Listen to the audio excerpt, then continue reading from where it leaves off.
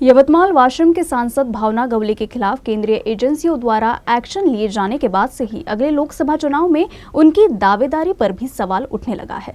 एक और कहा जा रहा है कि लोकसभा चुनाव में महायुति गठबंधन से भावना गवली की जगह दूसरे नेता को टिकट मिलेगी, लेकिन भावना गवली के इन सब बातों को अफवाह बताते हुए दावा किया है कि यवतमाल वाशिम लोकसभा क्षेत्र में महायुति के उम्मीदवार के रूप में उनकी उम्मीदवारी मजबूत है और वो लगातार छठी बार लोकसभा चुनाव जितेंगी।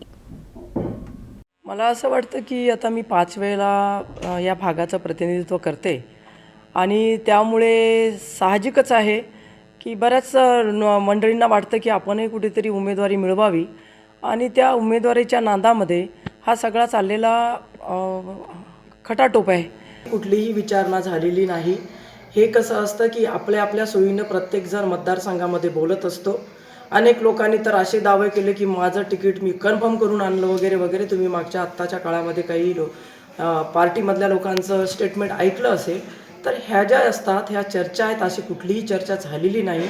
आम्ही 13 खासदार आहोत आणि आमचा 13ही खासदारांचा दावा आहे।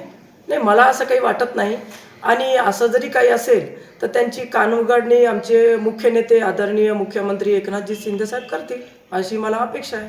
मला असं वाटतं की महिला आरक्षण जेवढं भक्कम आहे तेवढेच भावना गवळीची उमेदवारी सुद्धा भक्कम निवडून आली। तिसऱ्यांदा मला लोकांनी तेच म्हटलं, 14दा तेच म्हटलं, 5वांदा ते म्हटलं, म्हणून याच्यावरती कशाला तुम्ही जाताय? मी जर माझंच रेकॉर्ड मताधिक्याने तोडलेलं आहे तर हे फक्त आवड्या आहेत आणि चर्चा आहेत, याच्यावर तुम्ही लक्ष देऊ नका।